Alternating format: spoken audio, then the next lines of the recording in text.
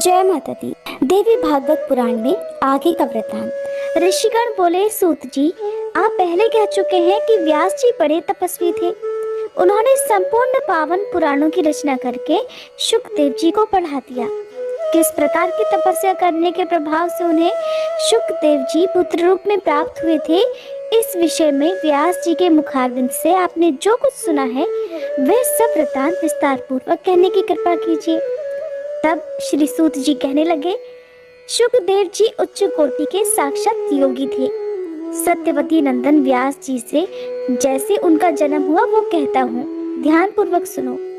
एक समय की बात है, महाभाग व्यास जी मुझे पुत्र हो ये निश्चित विचार करके मेरुगिरी के रमणीय शिखर पर गए और उन्होंने वहां जाकर कठिन तपस्या आरंभ कर दी। उनके मन में बार बार ये विचार उठता था कि शक्ति की उपासना अवश्य होनी चाहिए। जो शक्ति का पूजन नहीं करता, जगत में उसकी सर्वत्र निंदा होती है। शक्ति का उपासक सदा आदर पाता है। सत्यवती नंदन व्यास जी सुमेरुगिरी के जिस शिखर पर तपस्या करते थे, वहां पर एक बड़ा अद्भुत कनेर का उपवन था। सभी देवता और महान तपस्वी मुनि वहां क्रीड़ा किया करते थे। आदित्य, वसु, रुद्र, मरुत और अश्विनी कुमार तथा अन्य भी ब्रह्म को साक्षात्कार किए हुए मुनिगण वहां ठहरे हुए थे। निरंतर वहां पर संगीत ध्वनि होती रहती थी। फिर तो चराचर संपूर्ण जगत में व्यास जी का तेज फैल गया। उनकी जटाएं अग्नि के समान चमकने लगी। उस समय उनके तेज को देखकर शचीपति इंद्र डर गए। देवराज के मन में ये व्यथा उत्पन्न हो गई। वे भगवान शंकर जी के पास जाकर खड़े हो गए। उनकी स्थिति देखकर भगवान शंकर कहने लगे, इंद्र, तुम तो देवताओं के राजा हो, आज कैसे भयभीत हो गए? तुम पर कौन सा दुख टूट पड़ा है? तुम्हें कभी भी तपस्या के प्रति अमर्घ नहीं करना चाहिए। शक्ति सहित मैं उपास्य हूँ, ये जानकर मुनिगण तपस्या में लगे रहते हैं। वे किसी भी प्रकार दूसरे का अहित नहीं करना चाहते। जब शंकर जी ने देवराज इंद्र से ऐसा कहा, तब वे उनसे पूछने लगे कि भगवान, फिर बताइए, व्यास जी क्यों तपस्या कर रहे हैं और उनके मन में क्या इच्छा है? भगवान शंकर कहने लगे, पराशर नंदन व्यास पुत्र प्राप्ति के लिए कठिन तपस्या कर रहे हैं। अभी 100 वर्ष पूरे हो जाते हैं, तब मैं उन्हें सुंदर पुत्र दूंगा। श्री सूत जी कहने लगे, इस प्रकार भगवान शंकर ने देवराज इंद्र से कहा। इसके बाद वे जगत गुरु शंकर व्यास जी के पास गए और कहने लगे, वासवी नंदन व्यास जी, उठो, तुम्हें अभी सुंदर पुत्र प्राप्त होगा। अनघ, तुम्हें संपूर्ण तेजों का साकार विग्रह, ज्ञानी, यश का विस्तार करने वाला तथा अखिल जनों का प्रिय पुत्र प्राप्त होने वाला है। उसमें सभी सात्विक गुण उपस्थित रहेंगे, साथ ही वह सत्य पराक्रमी भी होगा। श्री सूत जी कहते हैं, भगवान शंकर की मधुमयी वाणी सुनकर महाभाग सूत जी उनके चरणों में मस्तक झुकाने लगे और फिर वे अपने आश्रम को चले गए। बहुत वर्षों के कठिन परिश्रम से वे थक गए थे। पुत्र उत्पन्न करने के लिए जो अरणी अर्थात कामिनी विख्यात है, वो तो आज मेरे पास है नहीं, परंतु मैं किसी स्त्री को स्वीकार भी कैसे करूं? क्योंकि स्त्री तो पैरों को जकड़ने वाली श्रृंखला ही है। स्त्री चाहे पुत्र उत्पन्न करने में कुशल, पतिव्रत धर्म के पालन में निपुण और रूपवती भी क्यों न हो, है तो वह बंधन स्वरूप ही। वो अपनी इच्छा के अनुसार सुख भोगना पसंद करती है। गृहस्थ का जीवन बड़ा ही संकटमय है, फिर अब मैं उसे कैसे स्वीकार करूं? मुनिवर व्यास जी ऐसा सोच ही रहे थे कि इतने में ही घृताची नाम की अप्सरा दिव्य रूप धारण किए हुए उन्हें दिखाई दी। उस समय वह मुनि के समीप ही आकाश में खड़ी हुई थी। अप्सराओं में उसका सर्वोच्च पद था। अब मुझे क्या करना चाहिए? अगर मैं इसे स्वीकार कर लेता हूँ तो अनेकों तप करने वाले महात्मा मेरी हंसी उड़ाएंगे। जो कुछ भी हो, उत्तम सुख देने वाला तो गृहस्थाश्रम ही है। कहा जाता है ये आश्रम पुत्र देता है, स्वर्ग पहुंचाता है और ज्ञान हो जाने पर मोक्ष भी दे देता है। बहुत पहले नारद जी से मैं एक प्रसंग सुन चुका हूँ। उर्वशी नाम की अप्सरा थी। राजा पुरुरवा उसके वश में हो गए थे। अंत में उस अप्सरा ने राजा का तिरस्कार कर दिया था। मुनियों के पूछने पर सूत जी कहने लगे, मुनिवरों, इला के गर्भ से पुरुरवा की उत्पत्ति हुई थी। ये प्रसंग अब तुम्हें सुनाता हूँ। पुरुरवा यज्ञ और दान में लीन रहने वाले एक धार्मिक पुरुष हुए हैं। सुद्युम्न नाम के एक राजा थे। उनके मुख से कभी असत्य वाणी नहीं निकलती थी। इंद्रियों पर उनका अधिकार था। एक बार वे घोड़े पर सवार होकर शिकार खेलने के लिए जंगल में गए। साथ में बहुत से मंत्री भी थे। आजगव नामक धनुष और बाणों से भरा हुआ अद्भुत तरकस उन्होंने ले रखा था। शिकार करते हुए वे राजा सुद्युम्न एक विचित्र वन में जा पहुंचे। वह दिव्य वन मेरुगिरी के निचले भाग में था। पारिजात के वृक्षों से उसकी अनुपम शोभा हो रही थी। अशोक, बकुल और सुंदर लताओं से वह महक रहा था। साखू, तरकुल, तमाल, चंपा, कटहल, आम, नीम, महुआ और वासंती लताएं चारों ओर से उस वन को घेरे हुए थी। अनार, नारियल और केले के वृक्ष उसकी शोभा बढ़ा रहे थे। जूही, मालती और कुई आदि फूल वाली लताओं से वह भरा हुआ था। अनेकों हंस और बगुले वहां विचर रहे थे। निरंतर बांसों की ध्वनि होती रहती थी। भंवरे गुनगुनाते रहते थे। वह वन हर प्रकार से सुखदायी था। राजा सुद्युम्न उस वन को देखकर बड़े प्रसन्न हुए। वृक्ष फूलों से लदे हुए थे और कोयलें कूक रही थी। ये देखकर राजा और उनके सेवकों के मन मुग्ध हो गए। फिर तो महाराज सुद्युम्न उस वन में जा घुसे। जाते ही उनका रूप स्त्री का हो गया और उनका घोड़ा भी घोड़ी के रूप में बदल गया। अब तो वे घोर चिंता में पड़ गए कि ये क्या हो गया। बहुत चिंतित हो उठे। बार बार चिंता की लहरें उठने लगी। उन्हें असीम कष्ट हुआ। वे लज्जित हो गए। सोचने लगे कि मेरी आकृति तो स्त्री की हो गई, अब मैं क्या करूं? कैसे घर जाऊं? अब मैं किस प्रकार राज्य का शासन करूंगा? अरे, ये मुझे किसने ठग लिया? ऋषिगण बोले, हे सूत जी, आपने तो बड़े ही आश्चर्य की बात कही कि राजा सुद्युम्न स्त्री हो गए। उनमें तो देवताओं के समान पराक्रम था, फिर क्यों उन्हें स्त्री हो जाना पड़ा? उस अत्यंत रमणीय वन में राजा ने ऐसा कौन सा कार्य कर दिया जिसके फलस्वरूप उन्हें ये दशा प्राप्त हुई? हे सुवृत, इसे विस्तार पूर्वक कहने की कृपा कीजिए। श्री सूत जी कहने लगे कि एक समय की बात है। भगवान शंकर का दर्शन करने के लिए सनक प्रभृति ऋषिगण वहां पधारे थे। उस समय भगवान शिव भगवती उमा के साथ क्रीड़ा में मगन थे। ऋषियों को देखकर देवी उमा अत्यंत लज्जित हो गई। वे पतिदेव के पास से उठी और लज्जित होकर अलग बैठ गई। उनका शरीर बड़े जोर से कांपने लगा। उन दोनों के आनंद का अवसर देखकर ऋषिगण यत्र तत्र बिखरकर शीघ्र ही भगवान नारायण के आश्रम को चले गए। अपनी प्रिया पार्वती को अत्यंत लज्जित देखकर भगवान शंकर ने उनसे कहा कि देवी, तुम क्यों इतनी लज्जित हो रही हो? मैं अभी तुम्हें सुखी किए देता हूँ। वरानने, देखो, आज से कोई भी पुरुष मोहवश इस वन में पैर रखेगा तो वह तुरंत ही स्त्री हो जाएगा। इस प्रकार भगवान शंकर ने उस वन को शाप दे दिया। तब से वह वन दोष का खजाना बन गया। जहाँ कहीं के जो लोग इस बात को जानते हैं वे उस काम वन में कभी भूल कर भी पैर नहीं रखते। महाराज सुद्युम्न इस बात से अनजान थे, इसलिए मंत्रियों सहित वहां चले गए। इसलिए सबके साथ ही उन्हें शाप के अनुसार स्त्रीत्व स्वीकार करना पड़ा, अर्थात स्त्री बन जाना पड़ा।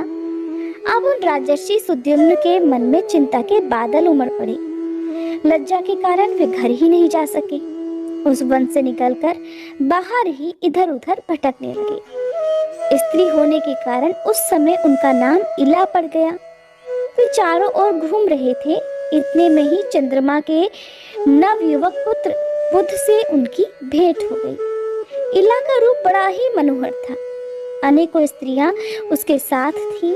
महाभाग बुध ने उसे अपनी पत्नी बनाने की इच्छा प्रकट की। इला के मन में भी बुध को पति बनाने की बात जच गई। फिर तो प्रेम पूर्वक दोनों का परस्पर संबंध हो गया। उसी इला के गर्भ से बुध ने पुरुरवा नामक पुत्र उत्पन्न किया। उस सुंदरी स्त्री इला ने फिर वन में रहकर पुत्र तो उत्पन्न कर दिया, किंतु उसके मन में चिंता की लहरें उठती ही रही। वहीं उसने अपने कुल के आचार्य मुनिवर वशिष्ठ जी को याद किया। वशिष्ठ जी बड़े दयालु थे। उन्होंने सुद्युम्न की दशा देखकर जगत के कल्याण करने वाले देवाधिदेव भगवान शंकर की स्तुति की। भगवान शंकर मुनिवर पर प्रसन्न हो गए। वशिष्ठ जी ने अपने प्रियपात्र राजा के पुनः पुरुष होने की प्रार्थना की। तब अपनी बात भी सत्य रहे ये सोचकर भगवान शंकर ने वशिष्ठ जी से कहा कि राजा 1 मास पुरुष रहेगा और 1 मास तो इसे स्त्री रूप में ही रहना पड़ेगा। इस प्रकार वर पाकर धर्मात्मा सुद्युम्न फिर से वापस अपने घर चले आए। वशिष्ठ जी की कृपा से उन्होंने राज्य की व्यवस्था आरंभ कर दी। जब वे स्त्री हो जाते उस समय महल में रहते थे और पुरुष रहते समय उनके द्वारा राज्य का अनुशासन होता था। उस समय प्रजामंडल में अशांति फैल गई। ऐसे राजा उन्हें अपने से जान पड़ते थे, जो कभी शासन करते कभी महल में रहा करते। समय आने पर पुरुरवा की युवा अवस्था हो गई। अब राजा सुद्युम्न उन्हें राजगद्दी पर बिठाकर खुद वन को चले गए। अनेक वृक्षों से संपन्न उस सुंदर वन में जाकर उन्होंने मुनिवर नारद जी से उत्तम नवाक्षर मंत्र की दीक्षा ग्रहण की और अत्यंत प्रेम पूर्वक उस मंत्र का जप आरंभ कर दिया। फिर तो सबका उद्धार करने वाली गुणमयी भगवती योग माया राजा पर प्रसन्न हो गई। सिंह पर बैठकर वे राजा के सामने प्रकट हुई। उनका दिव्य रूप बड़ा ही मनोहर था। दिव्य रूप धारण करने वाली उन देवी के दर्शन पाकर स्त्री बने हुए राजा सुद्युम्न की आंखें आनंद से खिल उठी। उन्होंने बड़ी प्रसन्नता के साथ सिर झुकाकर भगवती जगदम्बिका को प्रणाम किया और उनकी स्तुति आरंभ कर दी। ईला ने कहा, हे भगवती, मैंने आपके सुप्रसिद्ध दिव्य रूप की झांकी पा ली। इस रूप से अखिल जगत का कल्याण हो जाता है। माता, देवगण जिसकी उपासना करते हैं तथा मुक्ति देना और मनोरथ पूर्ण करना जिसका स्वभाव ही है, उस आपके चरण कमलों में मैं मस्तक झुकाती हूँ। जगदम्बिके, जब देवता और मुनिगण ये सब भी आपके स्वरूप के संबंध में सम्यक प्रकार से निर्णय नहीं कर पाते, तब पृथ्वी पर रहने वाला साधारण मनुष्य भला उसे कैसे जान सकता है। हे दयामयी, आपकी दयापूर्ण दृष्टि पड़ने पर ही आपके संपूर्ण प्रभाव समझ में आते हैं। देवी, आपके वैभव को देखकर मुझे बड़ा आश्चर्य हो रहा है। जब ब्रह्मा, विष्णु, महेश, इंद्र, सूर्य, चंद्रमा, अग्नि, वरुण, पवन, कुबेर तथा वसुगण तक आपके संपूर्ण गुणों से अपरिचित हैं, तब गुणहीन मनुष्य क्यों कर उन्हें समझ सकता है। माते, भगवान विष्णु महान तेजस्वी है, तब भी संपूर्ण संपत्ति प्रदान करने वाला लक्ष्मी जी के रूप में आपका जो सात्विक स्वरूप है उसे ही वे जानते हैं। ब्रह्मा जी आपके राजस रूप से और शंकर जी तामस रूप से परिचित हैं। कहाँ तो मैं प्रचंड मूर्ख और कहाँ आपका ये अद्भुत प्रभावशाली परम प्रसाद। मेरे लिए ये कितना असंभव है। हे भवानी, आपका कृपापूर्ण चरित्र समझ में आ गया। अनन्य भक्ति से उपासना करने वाले सेवकों पर दया करना आपका स्वभाव ही है। जब आपने लक्ष्मी रूप से विराजमान होकर इनसे संबंध स्थापित किया, तभी से ये श्री विष्णु मधु दैत्य को मारने में समर्थ हुए। फिर भी ये प्रसन्नता पूर्वक आपसे व्यवहार नहीं कर पाते, अपितु चरण दबवाते हैं। इसका रहस्य तो ये है कि आपका हाथ अग्नि के समान तेजस्वी है। उससे स्पर्श कराकर वे अपने पैरों को पवित्र बनवाते हैं ताकि पृथ्वी का भार संभाल सके। पुराण पुरुष भगवान श्री विष्णु की छाती में भृगु जी ने लात मारी, किंतु आप श्री देवी की अभिलाषा से वे अप्रसन्न नहीं हुए। जैसे काटे जाने पर अशोक वृक्ष भविष्य में अच्छा सज जाने की आशा से अप्रसन्न नहीं होता, सभी देवता भगवान विष्णु को प्रणाम करते हैं और उन श्री हरि का मन आप में लगा रहता है। देवी, आप भगवान विष्णु के अत्यंत विस्तृत, शांत और भूषणों से भूषित वक्ष स्थल पर शैया की तरह सदा उसी प्रकार विराजमान रहती हैं जैसे बिजली मेघमाला में शोभा पाती है। तो फिर क्या वे जगत प्रभु श्री विष्णु आपके वाहन नहीं हुए? माते, अगर आप नाराज होकर उन्हें छोड़ दें तो निश्चित है कि उनकी पूजा असंभव हो जाएगी। प्रत्यक्ष देखा जाता है कि कोई पुरुष शांत, सुशील और गुणी भले ही हो, किंतु उसके पास आपका अर्थात शक्ति का वास न हो तो अपने कहलाने वाले भाई बंधु भी उसे छोड़ देते हैं। अमित प्रभावशालिनी देवी सदा आपके चरण कमलों की उपासना में उद्यत रहने वाले जो ब्रह्मादि देवता हैं, क्या वे कभी स्त्री नहीं थे? मैं तो मानती हूँ कि वे भी स्त्री थे और आपने ही इन्हें पुरुष बनाया है। माते, मैं आपकी शक्तियों का कहाँ तक और कितना वर्णन करूं? जब आप पुरुष को स्त्री और स्त्री को पुरुष बनाने की शक्ति रखती हो, तब मुझे भी पुरुष बना देने की कृपा कर दो। तब देवी ने प्रसन्न होकर इला को पुरुष बना दिया। इसके बाद सुद्युम्न ने कहा, देवी, मेरे मन में तो ऐसी कल्पना उठती है कि आप न स्त्री हो न पुरुष हो, न निर्गुण हो न ही सगुण, अथवा आप जो कोई भी हो। मैं भक्ति भाव के साथ अनवरत आपको प्रणाम करता हूँ। माता, यही अभिलाषा है कि आपके प्रति मेरी ये भक्ति सदा बनी रहे। श्री सूत जी कहते हैं, इस प्रकार स्तुति करके राजा सुद्युम्न भगवती के शरणागत हो गए। भगवती ने बहुत प्रसन्न होकर उन्हें अपने धाम में भेज दिया। इस प्रकार भगवती जगदम्बिका के कृपा प्रसाद से राजा उस परम पद के अधिकारी हो गए, जहाँ से फिर वापस लौटना नहीं होता, और देवता लोग भी जिस पद के लिए हमेशा लालयित रहते हैं। सुद्युम्न के स्वर्ग सिधारने पर पुरुरवा राज्य करने लगे। वे महान गुणी और प्रजा की प्रसन्नता में सदा प्रयत्नशील रहने वाले थे। प्रतिष्ठानपुर बड़ा ही रमणीय नगर था, उसी में उनकी राजधानी थी। प्रजा की रक्षा में सदा संलग्न रहने वाले तथा संपूर्ण धर्मों के ज्ञाता पुरुरवा के हाथ में अब शासन सूत्र आ गया। वे अमित उद्यमशील थे, प्रभु शक्ति तो उनमें थी ही। साम दाम दंड भेद सब उनके अधीन रहते थे। उनके राज्यकाल में सभी वर्ण अपने अपने आश्रम धर्म का पालन किया करते थे। महाराज पुरुरवा ने तरह तरह के यज्ञ किए, जिनमें प्रचुर दक्षिणाएं बांटी गई। उनके रूप, गुण, वैभव, सदाचार, स्वभाव और शक्ति की बात सुनकर उर्वशी उन पर आसक्त हो गई। उसने राजा पुरुरवा को अपना पति बनाना चाहा। वह अप्सरा ब्रह्मा जी के शाप से मर्त्यलोक में आई हुई थी। राजा पुरुरवा को गुणी समझकर उन्हें उसने वरण किया, पर उसने राजा के सामने ये शर्त रख दी कि राजन, तुम्हारे पास ये 2 मेढ़े रहते हैं, इनकी तुम्हें रक्षा करनी होगी। मैं हर दिन घी खाऊंगी, इसके सिवा मेरा दूसरा कोई भी भोजन नहीं होगा। महाराज, मैथुन के अतिरिक्त मैं तुम्हें कभी नग्न नहीं देख सकूंगी। राजन, अगर ये शर्त कभी भंग हुई तो मैं तुम्हें छोड़कर चली जाऊंगी, और मैं ये बात बिल्कुल सत्य कहती हूँ। राजा ने अप्सरा उर्वशी की बात स्वीकार कर ली। तब शाप से उद्धार पाने के लिए वह प्रतिज्ञा पूर्वक वहां रहने लगी। उस समय राजा की बुद्धि और मन का एकमात्र विषय उर्वशी ही बन गई थी। वे उस पर इतने आसक्त हो गए थे कि उसके बिना क्षण भर भी रहना उनके लिए असंभव हो गया। इस प्रकार कई वर्ष बीत गए। देवराज इंद्र स्वर्ग में थे।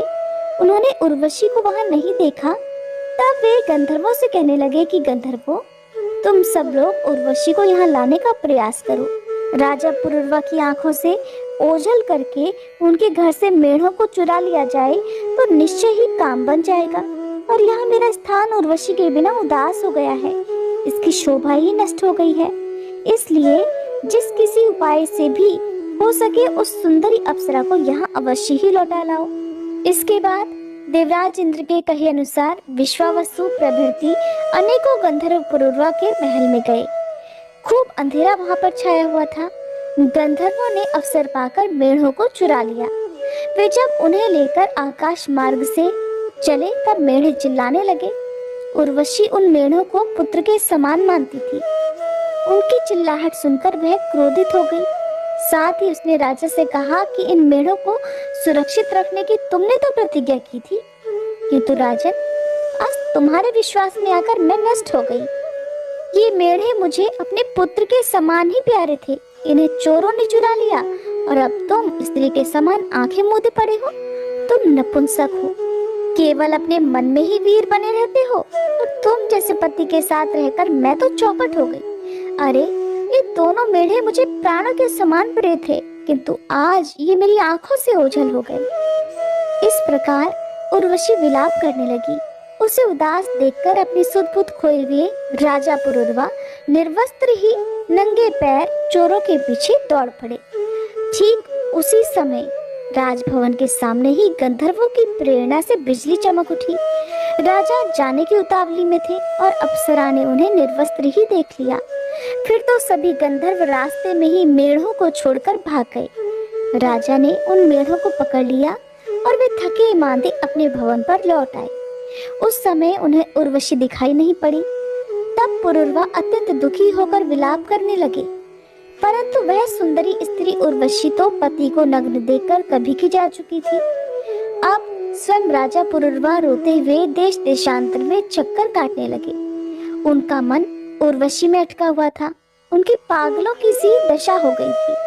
वे सारी धरती पर घूमते रहे। उन्हें कुरुक्षेत्र में उर्वशा दिखाई पड़ी। उसे देखकर महाराज पुरुरवा का सर्वांग पुलकित हो गया। फिर मीठी वाणी में वे कहने लगे, अरे सुंदरी ठहरो, मेरा मन तो तुम में लगा हुआ है। मैं तुम्हारे अधीन होकर रहता हूँ। मैंने तो कोई अपराध भी नहीं किया। फिर मुझ पति को इस घोर संकट में छोड़ना तुम्हारे लिए कहाँ तक उचित है? देवी, वही ये तुम्हारा प्रिय देह है। तुम्हारे दूर होने पर अब ये नष्ट हो रहा है। सुंदरी, अगर तुमने इसका परित्याग कर दिया तो इसे सियार और कौवे खा जाएंगे, अर्थात मैं जी नहीं सकूंगा। इस प्रकार राजा पुरुरवा दुखी होकर विलाप कर रहे थे। बड़ी दयनीय दशा हो गई थी। वे थक गए थे, अत्यंत विवश हो गए थे। तब उर्वशी ने उनसे कहा, महाराज तुम बड़े मूर्ख हो। तुम्हारी बुद्धि कहाँ कुंठित हो गई? तुम घर जाओ, वहाँ का ही आनंद भोगो। मन में यह दुख करना व्यर्थ है। इस तरह समझाने पर भी महान मोह में डूबे हुए पुरुरवा को ज्ञान नहीं हो सका। वे दुख के उमड़े सागर में गोता खाते रहे। श्री सूत जी कहते हैं, हे मुनियों, इस प्रकार ये कथा मैंने कह दी। उर्वशी का प्रसंग तो बहुत बड़ा है, मैं तो इसे थोड़े में ही कह गया। जय माता दी। श्री सूत जी महाराज आगे कहते हैं कि घृताची नाम की उस सुंदरी अप्सरा को सामने देखकर व्यास जी बड़ी चिंता में पड़ गए। सोचने लगे कि अब मैं क्या करूं? ये देव कन्या अप्सरा मेरे अनुरूप तो नहीं है। उस समय विचार सागर में निमग्न मुनि को देखकर अप्सरा के मन में आतंक छा गया। वह सोचने लगी कहीं मुनि मुझे शाप न दे दे, इसलिए उसने अपना रूप सुग्गी का बना लिया और डरती हुई वह मुनि के आगे से निकली। अब उसे पक्षी के रूप में देखकर व्यास जी बड़े आश्चर्य में पड़ गए। अप्सरा को देखने के साथ ही मुनि के शरीर में काम का संचार हो गया था। उस समय अग्नि प्रकट करने के विचार से व्यास जी काष्ठ मंथन कर रहे थे। अचानक उस लकड़ी पर ही उनका शुक्र गिर पड़ा, पर वे काष्ठ मंथन करते ही रहे। मुनि के उसी अमोघ शुक्र से सुखदेव जी का आविर्भाव हो गया। व्यास जी के समान ही सुखदेव जी की भी बड़ी भव्य आकृति थी। काष्ठ से उत्पन्न हुए उस बालक ने व्यास जी के मन को आश्चर्यचकित कर दिया। जिस प्रकार यज्ञ में हवि पाने पर अग्नि प्रज्वलित हो उठती है, वैसे ही सुखदेव जी की आकृति चमचमा रही थी।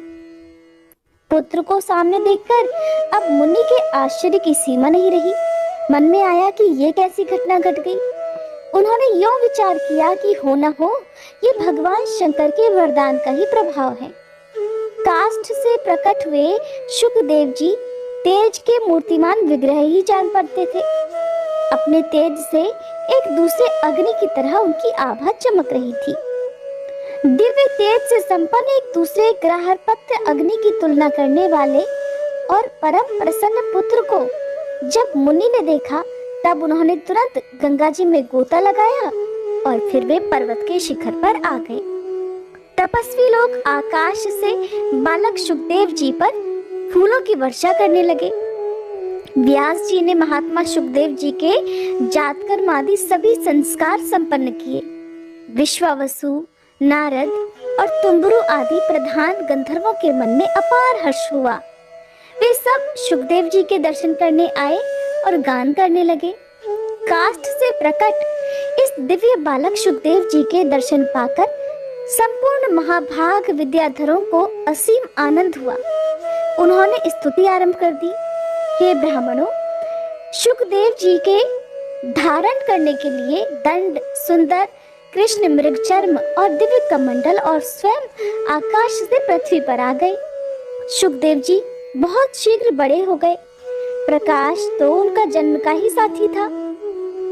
जन्म के समय ही रहस्य और संग्रह सहित सभी वेद सुखदेव जी के पास उसी प्रकार विराजमान हो गए जैसे उन्होंने व्यास जी को सुशोभित किया था।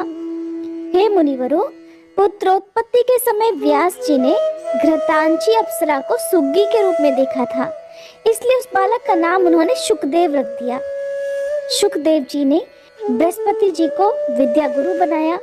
ब्रह्मचर्य के व्रत में कोई भी विधि अधूरी नहीं रही। सभी वेदों और धर्म शास्त्रों का उन्होंने भली भांति अध्ययन कर लिया। फिर गुरु को गुरु दक्षिणा दी।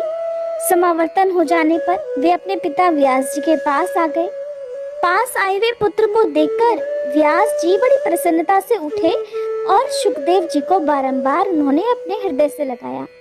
वे उनका मस्तक सूंघने लगे। कुशल मंगल पूछने के बाद उत्तम विद्याध्ययन के प्रसंग में वार्ता की। तुमने भली भांति विद्या पढ़ ली, ऐसा आश्वासन देकर व्यास जी ने सुखदेव जी को आश्रम पर रख लिया। इसके बाद व्यास जी सुखदेव जी का विवाह करने की बात सोचने लगे। तब उन्होंने सुखदेव जी से भी कहा कि अनघ, तुम तो बड़े बुद्धिमान हो। बेटा, तुमने सभी वेद और धर्मशास्त्र पढ़ लिए, अब विवाह भी कर लो। गृहस्थ बनकर देवताओं और पितरों का यजन करो। पुत्र, विवाह करके मुझे पितृ ऋण से मुक्त करना तुम्हारा परम कर्तव्य है। सुखदेव, तुम बड़े बुद्धिमान हो। तुम्हें गृहस्थाश्रम में रहने पर मुझे महान सुख होगा। बेटा, तुमसे मुझे बड़ी आशा है, उसे तुम्हें पूर्ण करना ही चाहिए। महाप्राज्ञ, अत्यंत कठिन तपस्या करने के बाद तुम अयोनिज का मैंने मुख देखा है। सुखदेव, तुम दिव्य रूप हो, मैं तुम्हारा पिता हूँ और मेरी रक्षा तुम करो। श्री सूत जी कहते हैं, इस प्रकार कहने पर पूर्ण वैरागी सुखदेव जी ने अपने पिता व्यास जी से इस प्रकार कहना आरंभ किया कि पिताजी, भला बताइए तो, मर्त्यलोक में ऐसा कौन सा सुख है जिसमें दुख न भरे हो? और पंडित जन तो ऐसे सुख को सुखी नहीं कहते। महाभाग, विवाह कर लेने के बाद मैं तो स्त्री के वश में हो जाऊंगा। पराधीन हो जाने पर, विशेषतः जब स्त्री मुझे अपने काबू में कर लेगी, तब मेरे लिए कौन सा सुख रह जाएगा? पिताजी, संभव है लोहे और लकड़ी के यंत्र से जकड़ा हुआ मनुष्य कभी छूट भी जाए, किंतु स्त्री पुत्रमयी श्रृंखला से बंध जाने पर तो वह किसी भी प्रकार मुक्त हो ही नहीं सकता। तब व्यास जी कहने लगे कि पुत्र, ग्रह ना तो बंधनागार है, ना बंधन में कारण ही। जिसका मन गृहस्थ आश्रम में आसक्त नहीं हुआ, वो गृहस्थ होते हुए भी मुक्त हो जाता है। न्याय पूर्वक आए हुए पैसों से वेद की आज्ञा के अनुसार सत्कार्य में लगा रहे, श्राद्ध करे, वेद की आज्ञा के अनुसार सत्कर्मों में लगा रहे। ब्रह्मचारी, सन्यासी और वानप्रस्थ नियम पालन करके सदा गृहस्थ के घर मध्याह्न के बाद भिक्षा के लिए आते हैं, उन्हें श्रद्धा पूर्वक अन्न का दान करें और उनके साथ मधुर संभाषण अर्थात वार्ता करने से गृहस्थों को महान धर्म मिलता है। वे कृतार्थ हो जाते हैं। गृहस्थ आश्रम से श्रेष्ठ अन्य किसी धर्म को न मैंने देखा है और न कभी सुना ही है। पुत्र, वेद की आज्ञा के अनुसार कार्य करने वाले गृहस्थ को भला क्या नहीं मिल सकता? स्वर्ग, मोक्ष और उत्तम कुल में जन्म उसे सभी सुलभ हो जाते हैं। जिस जिस बात की अभिलाषा होती उसी को वह पा जाता है। तब श्री सुखदेव जी कहने लगे कि पिताजी, गृहस्थ आश्रम सदा कष्ट देने वाला है, मैं इसे स्वीकार नहीं करूंगा। शिकार में जानवरों को फंसाने वाली फांसी की तुलना करने वाले इस आश्रम से संपूर्ण प्राणी निरंतर बंधे ही रहते हैं। पिताजी, धन की चिंता में आतुर मनुष्यों को सुख कहाँ दिखाई देता है? निर्धन प्राणी अत्यंत लोभ में आकर अपने में ही मारकाट मचाया करते हैं। इंद्र को भी वैसा सुख नहीं मिलता जैसा एक निष्प्रह भिक्षुक को मिल जाता है। त्रिलोकी की संपत्ति मिल जाने पर इस जगत में दूसरा कोई भी वैसे आनंद का अनुभव नहीं कर सकता। देवराज इंद्र तो स्वर्ग के राजा हैं, किंतु तप करते हुए तपस्वी को देखकर उनका हृदय आज भी दहल उठता है। वे अनेकों प्रकार के विघ्न उसके सामने उपस्थित करने की चेष्टा में लग जाते हैं। महाभाग, आपका मैं औरस पुत्र हूँ, ये बात जानते हुए भी सदा दुख देने वाले अत्यंत अंधकारपूर्ण इस संसार में मुझे आप क्यों ढकेल रहे हैं? पिताजी, जन्म के समय, बुढ़ापे में, मृत्यु काल उपस्थित होने पर तथा विष्ठा और मूत्र से व्याप्त गर्भ में रहने पर बारंबार दुख ही दुख तो भोगने पड़ते हैं। तृष्णा और लालच से होने वाला दुख इससे भी अधिक कष्टप्रद है। मानद, मरण से भी बढ़कर दुख वो है जो किसी से याचना की जाए। श्री सूत जी कहते हैं, सुखदेव जी में असीम बुद्धि थी, उनका वेश शांत था, वे मानसिक सन्यासी हो चुके थे। ऐसे सुयोग्य पुत्र के उपर्युक्त बातें कहने पर व्यास जी कहने लगे कि पुत्र, तुम तो बड़े भाग्यशाली हो। मैंने देवी भागवत की रचना की है, इसका अध्ययन करो। वेद तुल्य इस पावन पुराण की संक्षिप्त रूप से रचना हुई है। 5 लक्षणों से सुसंपन्न इस पुराण में 12 स्कंध है। मेरी समझ से ये पुराण संपूर्ण पुराणों का भूषण है। महामते, जिसके सुनते ही सत असत वस्तु का सम्यक ज्ञान सुलभ हो जाता है, उसी देवी भागवत का अब तुम अध्ययन करो। भगवान विष्णु बालक रूप से वटपत्र पर सोए हुए थे। वे सोचने लगे कि मैं क्यों बालक बन गया, किस चेतन पुरुष ने मेरी ये स्थिति कर दी, किस कार्य को पूर्ण करने के लिए मुझे इस प्रकार रचा गया है, किस द्रव्य से मेरी ये रचना संपन्न हुई है, मुझे किस प्रकार ये सारी बातें ज्ञात हों। महान पुरुष भगवान विष्णु के मन में ये चिंता की लहरें उस समय उठ रही थी। इतने में भगवती योगमाया ने सारी शंकाएं शांत कर देने के लिए आधे ही श्लोक में संपूर्ण पुरुषार्थों को सिद्ध करने वाला ये वचन कहा कि ये सारा जगत मैं ही हूँ, मेरे सिवा दूसरी कोई अविनाशी वस्तु है ही नहीं। पहले तो भगवान विष्णु ने भगवती के इस वचन को मन में ही सम्यक प्रकार से समझा। फिर वे सोचने लगे कि किसके मुख से ये सत्य वाणी निकली है, इसका वक्ता स्त्री पुरुष अथवा नपुंसक कौन है, किस प्रकार मुझे उसका परिचय प्राप्त होगा। तो चिंतित रहते हुए भी उन्होंने भागवत को हृदय में स्थान दे दिया। बार बार उसी आधे श्लोक का वे उच्चारण करने लगे और अब उसी में उनका मन लग गया। फिर भी उनकी चिंता दूर नहीं हुई, तो वे वटपत्र पर ही सो गए। अब चित्त कुछ शांत हुआ, तब भगवती योगमाया उनके सामने प्रकट हुई। उनकी 4 भुजाएं थी, उनका दिव्य विग्रह शंख चक्र गदा पद्म आदि अनुपम आयुधों से सुसज्जित था। उन्होंने अद्भुत वस्त्र पहन रखे थे, चित्र विचित्र भूषण उन्हें भूषित कर रहे थे। उन्हीं के समान उनकी अंशभूता अनेकों सखियां भी उनके साथ थी। सबका सुंदर मुख था। मंद मंद हास्य करती हुई वे भगवती महालक्ष्मी अमित तेजस्वी श्री विष्णु के ठीक सामने ही प्रकट हो गई। श्री सूत जी कहते हैं, उस समय सर्वत्र जल ही जल था। मन को मुग्ध करने वाली महालक्ष्मी के अचानक दर्शन पाकर कमल लोचन श्री विष्णु महान आश्चर्य में पड़ गए। रति भूति बुद्धि मति कीर्ति स्मृति घृति श्रद्धा मेधा स्वाहा स्वधा शुद्धा निद्रा दया गति तुष्टि पुष्टि क्षमा लज्जा जृंभा तंद्रा आदि शक्तियां और महादेवी के साथ चारों ओर अलग अलग विराजमान थी। सबके हाथों में श्रेष्ठ आयुध सुसज्जित थे। वे अनेकों आभूषणों से सजी हुई थी।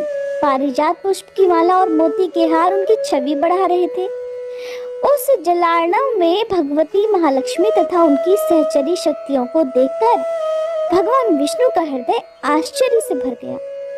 वे सर्वात्मा प्रभु इस घटना को देखते ही आश्चर्यचकित से होकर सोचने लगे कि ये सभी स्त्रियां कौन हैं तथा वटपत्र की शैया पर सोने वाला मैं ही कौन हूँ, और चारों तरफ दिखाई देने वाले जल ही जल के बीच में ये वटपत्र कैसे उत्पन्न हुआ, ये वट वृक्ष कैसे प्रकट हुआ, और किस प्रकार किस अज्ञात शक्ति ने मुझे सुंदर बालक बनाकर यह स्थापित कर दिया है। ये स्त्री भला कौन है, किस अनिर्वचनीय शक्ति ने क्यों मेरे आगे ये अद्भुत दृश्य उपस्थित कर दिया? अब मुझे क्या करना चाहिए? मैं कहाँ जाऊं या कहीं ना जाकर सावधानी के साथ बाल स्वभाववश चुपचाप यहीं लेटा रहूं? व्यास जी कहते हैं कि भगवान विष्णु वटपत्र पर सोए हुए थे। उनका मन आश्चर्य के उमड़े समुद्र में डूब रहा था। उनकी ये दशा देखकर भगवती मुस्कुराकर कहने लगी, हे विष्णु, आप क्यों विस्मय विमुग्ध हो रहे हैं? भगवती महाशक्ति के प्रभाव से आप मुझे पहचान नहीं पाते। पहले भी तो सृष्टि और प्रलय का चक्कर चलता रहा है। उस समय आप अनेकों बार अवतरित हो चुके हो। वह पराशक्ति निर्गुण है, आप सगुण परब्रह्म हो।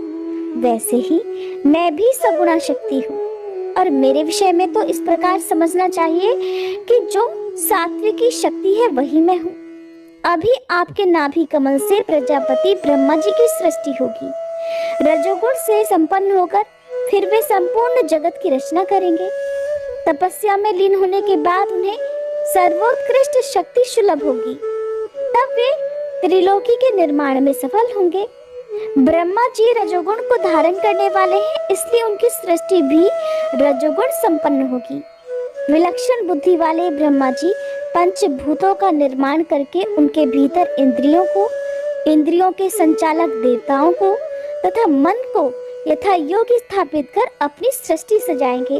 इसी से उन्हें कर्ता की उपाधि भी मिली है, महाभाग। और आप इस विश्व की रक्षा का काम संभालना। क्रोध के आवेश में आने पर आपकी भौहों के बीच से रुद्र का अवतार होगा। उन्हें तामसी शक्ति प्राप्त होगी। महामते, फिर तो वे रुद्र ही कल्प के अंत में सृष्टि का संहार करेंगे। इसी कार्य का संपादन करने के लिए मैं आपके पास आई हूँ, इसलिए आप मुझे सात्विकी शक्ति समझो। हे मधुसूदन, मैं यही रहूंगी, सदा से आपके ही पास में रहती हूँ। आपके हृदय में मेरा निवास स्थान है और मैं यही रहूंगी। भगवती योगमाया की बात सुनकर भगवान विष्णु बोले कि देवी, कुछ समय पहले मैंने आधा श्लोक सुना है। उसके अक्षर अत्यंत स्पष्ट थे। वह परम रहस्यमय वाणी किसके मुख से निकली है? हे वरानने, आप उसे बताने की कृपा तो कीजिए। सुंदरी, मैं बड़े आश्चर्य में पड़ गया हूँ। जिस प्रकार निर्धन मनुष्य को धन की याद सताती रहती है, वैसे ही ये बात मुझे बारंबार याद आ रही है। श्री व्यास जी कहते हैं कि भगवान विष्णु की बात सुनकर लक्ष्मी जी का मुख खिल उठा। वे हंसकर बड़ी प्रीतिपूर्वक कहने लगी कि हे विष्णु, मैं कहती हूँ, ध्यान पूर्वक सुनो। मैं सगुण स्वरूपा चतुर्भुजी भगवती हूँ, ये मेरा परिचय है। क्या आप निर्गुणा आद्य शक्ति को नहीं जानते? उन्हीं में उनका सगुण रूप ही छुपा रहता है। महाभाग, आप जान लो, उन्हीं निर्गुणा भगवती ने ये आधा श्लोक कहा है। इसे परम पावन देवी भागवत पुराण समझ लेना चाहिए। यह कल्याणकारी पुराण वेद के रहस्य से भरा हुआ है। शत्रुओं का शमन करने वाले अटल व्रतधारी भगवान विष्णु, मैं उन भगवती की विशेष कृपा मानती हूँ जो इस गुप्त रहस्य को उन्होंने स्पष्ट कर दिया। महाविद्या के मुख से प्रकट हुई यह वाणी संपूर्ण शास्त्रों का सार है। इससे अधिक जानने की वस्तु त्रिलोकी में कुछ है ही नहीं। निश्चय ही वे भगवती आप पर बहुत प्रेम रखती हैं, तभी तो आपके सामने उन्होंने इसे व्यक्त किया। व्यास जी कहते हैं, भगवती महालक्ष्मी के इस वचन को सुनने के बाद भगवान विष्णु ने उसे महान मंत्र मानकर हृदय में सदा के लिए धारण कर लिया। कुछ समय बीत जाने के बाद उनके नाभि कमल से प्रकट हुए ब्रह्मा जी दैत्यों से भयभीत होकर उनकी शरण में पहुंचे। तब श्री हरि ने घोर युद्ध करके उन मधु और कैटब नामक दैत्यों को मारा। फिर वे स्पष्ट अक्षर वाले उस आधे श्लोक के जप में संलग्न हो गए। उन्हें जप करता हुआ देखकर ब्रह्मा जी के मन में अपार हर्ष हुआ। उन्होंने भगवान विष्णु से पूछा, हे जगदीश्वर, आप सभी देवताओं के आराध्य हैं। हे कमल लोचन, फिर आप किसके लिए जप कर रहे हैं? आपसे अधिक आदर पाने का अधिकारी देवता भला कौन है, जिसका स्मरण करके आपका हृदय आनंद में निमग्न हो रहा है? तब भगवान विष्णु बोले, महाभाग, क्रिया कारण आदि लक्षणों से संपन्न जो शक्ति आप में और मुझ में विराजमान है, उसे कल्याण स्वरूपा भगवती आद्य शक्ति समझो, जिनके आधार पर इस अगाध जल में ये सारा जगत स्थित है, जो सदा विराजमान रहकर साकार रूप से अपनी लीला प्रकट करती है तथा जिनसे ये चराचर अखिल विश्व उत्पन्न हुआ है। सदा प्रसन्न रहने वाली वे ही भगवती महाशक्ति मनुष्यों का उद्धार करने के लिए अवतरित हुई है। वरदान देना उनका स्वभाव ही है। वे परम विद्या स्वरूपिणी सनातनी देवी हैं। विश्व का उद्धार करने के लिए उनका प्राकट्य होता है। व्यास जी कहते हैं, ब्रह्मा जी भगवान विष्णु के नाभि कमल पर विराजमान थे, वहीं उन्होंने उस आधे श्लोक को याद कर लिया। इसके बाद अपने अमित बुद्धिशाली पुत्र नारद जी को उन्होंने इसकी शिक्षा दी। नारद जी ने उसे मुझे पढ़ाया, फिर मैंने 12 स्कंधों में विशद रूप से इसकी व्याख्या की। महाभाग, उसी वेद तुल्य पुराण का अब तुम अध्ययन करो। सर्ग उपसर्ग आदि 5 लक्षणों से परिपूर्ण वह पुराण भगवती जगदम्बिका की उत्तम कथाओं से सुसज्जित है। उसके सभी भाग तत्व ज्ञान के रस से भरे हुए हैं। संपूर्ण पुराणों में वह श्रेष्ठ माना जाता है। उसमें वेद के सिद्धांत भरे हैं। वृत्तासुर के वध की कथा तथा अन्य भी अनेकों कथाओं का उसमें वर्णन हुआ है। संसार रूपी समुद्र से उद्धार करने वाला वह पुराण ब्रह्म विद्या का तो भंडार ही है। महाभाग, तुम योग्य और प्रतिष्ठित पुरुष हो, तुम्हें अनुपम बुद्धि प्राप्त है, इसलिए इस परम पावन देवी भागवत नामक पुराण के अध्ययन में उद्यत हो जाओ। इसमें 18,000 श्लोक हैं। ये प्रशंसनीय कल्याणकारी पुराण श्रोताओं और वक्ताओं को सुखी बनाता, शांति प्रदान करता, दीर्घायु तथा पुत्र और पौत्र से संपन्न करता है।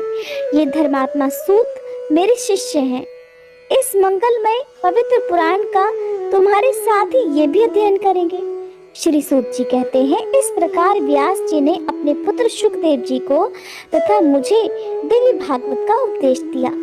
इसकी उन्होंने जो विस्तृत व्याख्या की, उसके सभी विषय मैंने याद कर लिए।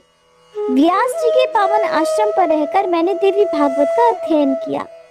तब भी अन्य लोगों की तरह शुकदेव जी के हृदय में शांति नहीं आई। वे एकांत में रहने लगे। उनके मन की व्याकुलता दूर हो ही नहीं सकी। ऐसा लगता था मानो उन्हें कुछ भूल सा गया हो। उनकी न भोजन में विशेष रुचि होती, न ही उपवास में। इस प्रकार शुकदेव जी को चिंतित देखकर व्यास जी ने उनसे पूछा कि पुत्र, तुम निरंतर इतने चिंतित क्यों रहते हो? तुम्हारे मन में क्यों इतनी व्याकुलता आ गई पुत्र? जिस प्रकार निर्धन मनुष्य ऋण से दबकर सदा उसी की चिंता में लीन रहता है, तुम्हारी भी इस समय ठीक वही दशा हो रही है। पुत्र, मैं तुम्हारा पिता वर्तमान हूँ, फिर भला तुम्हें ऐसी कौन सी चिंता सवार हो गई? अगर मेरे कहने से तुम्हारे मन को शांति ना मिले तो तुम जनक जी, जिसके रक्षक हैं, उस मिथिलापुरी में चले जाओ। वह राजा जनक प्रसिद्ध धर्मात्मा, जीवन मुक्त और बड़े सत्यवादी है। महाभाग, वे तुम्हारा अज्ञान अवश्य दूर करेंगे। पुत्र, तुम उन नरेश के पास जाकर अपनी शंका दूर कर लो। व्यास जी के ऐसे वचन सुनकर शुकदेव जी उनसे कहने लगे कि धर्मात्मन, ये बात तो मेरे मन में बिल्कुल दम्भ सी लग रही है कि राजा जनक बड़ी प्रसन्नता से राज्य करते हुए भी जीवन मुक्त है। पिताजी भला जो राज्य करता है वो कैसे विदेह हुआ? इसलिए अब मैं उन महाराज को देखना चाहता हूँ कि जल में रहकर भी कमल पत्र की तरह उससे अछूत रहने वाले वे जगत में भला कैसे रह पाते हैं। पिताजी, जिसे भोग लिया गया है वह अभुक्त रह जाए और जिसे कर लिया गया है वह अकृत रह जाए, ये कैसे हो सकता है? पिताजी, मैंने अभी तक किसी भी राजा को जीवन मुक्त नहीं देखा। अब तो ऐसे राजा से मिलने की, उन्हें देखने की मेरे मन में प्रबल इच्छा जाग उठी है। इसलिए अब अपना संदेह दूर करने के लिए मैं मिथिलापुरी जा रहा हूँ। श्री सूत जी कहते हैं, इस प्रकार पिता व्यास जी से कहकर महामना शुकदेव जी उनके पैरों पर गिर पड़े। हाथ जोड़कर जाने की इच्छा प्रकट करते हुए कहने लगे कि महाभाग, मेरे पूछने पर आपने जो आज्ञा दी वो मुझे स्वीकार है। इसलिए जनक जी द्वारा सुरक्षित विदेह नगर देखना मुझे महान अभीष्ट हो गया। अब मुझे ये निश्चय करना है कि राजा जनक बिना दंड दिए कैसे राज्य का भार संभालते हैं। क्योंकि अगर शासन उठा दिया जाए तो प्रजा में धार्मिकता का आना असंभव है। धर्म की रक्षा होने में दंड ही कारण है, अर्थात बिना दंड दिए सभी धर्म का पालन कर ही नहीं सकते। ये मनु आदि महर्षियों की सतत घोषणा है। पिताजी, फिर ये नियम कैसे लागू रह सका? यही मेरे मन को विशेष संदिग्ध कर रहा है। मेरे मन में इसके प्रति भारी शंका है। सूत जी कहते हैं, शुकदेव जी के मन में जाने की इच्छा उठ चुकी थी। अपने ऐसे परम ज्ञानी और दृढ़ वैरागी पुत्र को देखकर व्यास जी ने उन्हें हृदय से लगा लिया और कहने लगे, बेटा शुकदेव, तुम्हारा कल्याण हो, तुम दीर्घायु रहो। पुत्र, तुम तो बड़े बुद्धिमान हो, मेरे सामने सच्ची प्रतिज्ञा करके आनंद पूर्वक अब जा सकते हो। वहां जाकर मेरे उत्तम आश्रम पर वापस अवश्य ही लौट कर आना और कहीं किसी प्रकार कहीं और मत चले जाना। तुम्हारे मुख कमल को देखकर फिर मैं सुख से अपना जीवन बिता सकता हूँ। पुत्र, तुम्हारे आंखों से ओझल हो जाने पर तो मुझे बहुत दुख भोगना पड़ेगा, क्योंकि मेरे प्राण तो तुम ही में हैं। जनक जी के द्वारा अपने संदेह दूर करने के बाद तुरंत ही यहाँ आ जाना। श्री सूत जी कहते हैं, व्यास जी के इस प्रकार कहने पर शुकदेव जी ने उनके चरणों में मस्तक झुकाया, परिक्रमा की और उसी क्षण इतनी तेज गति से चल पड़े मानो धनुष से छूटा हुआ बाण हो। उन्हें जाते समय रास्ते में अनेकों समृद्धशाली देश, वन, वृक्ष, फले फूले खेत और तप करने वाले तपस्वी, मंत्र की दीक्षा से सुशोभित यजमान आदि मिले। अनेक प्रकार के धर्म देखने में आए। उन्हें देखते ही महामते शुकदेव जी क्रमशः सुमेरु पर्वत और हिमालय को पार करके मिथिला जा पहुंचे। धन धान्य से परिपूर्ण उस उत्तम नगरी में जाने पर उन्होंने देखा कि सभी प्रजा तो सुखी है, चारों ओर सदाचार का पालन हो रहा है। फाटक पर द्वारपाल था। उसने रोककर कहा कि आप यहाँ कौन हैं? कहाँ से पधारे हैं? कहिए किस कार्य से आपका आना हुआ? द्वारपाल के पूछने पर शुकदेव जी ने कुछ भी उत्तर नहीं दिया, बल्कि नगर के प्रवेश मार्ग से निकलकर वे ठूंठे वृक्ष की तरह अविचल भाव से खड़े हो गए। उनका मन आश्चर्य से मुक्त हो गया था। मुख पर हंसी छा गई। वे अचल खड़े रहे और एक भी शब्द उनके मुंह से नहीं निकला।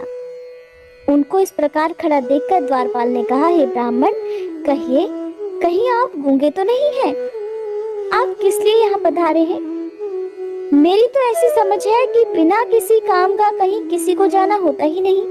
हे ब्राह्मण देवता, महाराज की आज्ञा हो जाने पर आप इस नगरी में जा सकते हैं। अज्ञात कुल और शील वाला मनुष्य किसी भी प्रकार इस नगरी में जाने का अधिकारी नहीं है। मानद, आप निश्चय ही महान तेजस्वी और वेद के अच्छे विद्वान जान पड़ते हैं। अपना वंश और अपना आने का उद्देश्य मुझे बताने के बाद आप अपनी इच्छा अनुसार इस पुरी में पधारने की कृपा करें। तब श्री शुकदेव जी कहने लगे, अरे द्वारपाल, तुम्हारा क्या दोष है? तुम तो सदा के लिए ही परतंत्र हो। तुम तो राजा की आज्ञा का ही पालन कर रहे हो और सेवकों को तो उचित रूप से प्रभु का कार्य ही करना चाहिए। तुम्हारे द्वारा मैं यहाँ रोका गया, इसमें राजा भी निर्दोष है, क्योंकि विगत जनों का कर्तव्य है कि ये चोर और शत्रु को भलीभांति जानकर ही व्यवहार करें। शुकदेव जी की बातें सुनकर द्वारपाल के मन में निश्चित हो गया कि ये कोई ज्ञानी ब्राह्मण ही है। इसलिए उसने राजा के भव्य भवन में पधारने के लिए मुनि से प्रार्थना की। शुकदेव जी मिथिला का दृश्य देखते हुए आगे बढ़े। वह नगरी 3 प्रकार के मनुष्यों से खचाखच भरी हुई थी। रत्न राशियों से भरी पूरी अनेकों दुकानें थी। खरीदने और बेचने वाले बहुत सारे थे। जहाँ कहीं भी देखो विपुल संपत्ति ही दिखती थी। 3 प्रकार के प्राणियों पर नजर डालते हुए शुकदेव जी चल रहे। तदंतर राजभवन के प्रवेश मार्ग पर पहुंचे। वे इतने तेजस्वी थे मानो दूसरे सूर्य ही हों। वहां भी द्वारपाल ने उन्हें रोक दिया। तब वे लकड़ी की तरह बिल्कुल चुपचाप स्थिर वहां खड़े हो गए। उन महातपस्वी मुनि ने वहीं एक निर्जन स्थान में शाखा विहीन वृक्ष की तरह स्थिर होकर समाधि लगा ली। उनकी दृष्टि में तो धूप और छाया में कोई अंतर था नहीं। कुछ समय के बाद हाथ जोड़े हुए राजमंत्री वहां आए और शुकदेव जी को राजभवन की दूसरी ड्योढ़ी विलास भवन में ले गए। वहां अद्भुत और मनमोहक दिव्य वृक्ष फूलों से सुशोभित हो रहे थे। राजमंत्री ने वृक्षों के साथ ही उस वन को भी उन्हें दिखाने की व्यवस्था की। इसके बाद सुखदेव जी का विधिवत आतिथ्य सत्कार किया गया। राजा की सेवा में तत्पर रहने वाले गाने और बजाने में परम प्रवीण बहुत सी सुंदरियां वहां पर थी। देश और काल के अनुरूप अनेकों प्रकार की भोजन सामग्री उपस्थित करके उन्हें प्रसन्न करने की उन्होंने चेष्टा की। इसके बाद राजभवन के अंदर रहने वाली स्त्रियां मिली और वे मुनि को अंतःपुर का मनोहर वन दिखलाने लगी। अब सुखदेव जी का मन मोहित हो गया। सुखदेव जी बड़े सुंदर थे और उनकी बोली भी अत्यंत मधुर थी। फिर भी मुनि को जितेंद्रिय मानकर वे उनकी मर्यादित सेवा करती रही। पवित्र आत्मा सुखदेव जी उन स्त्रियों को माता के समान मानते थे।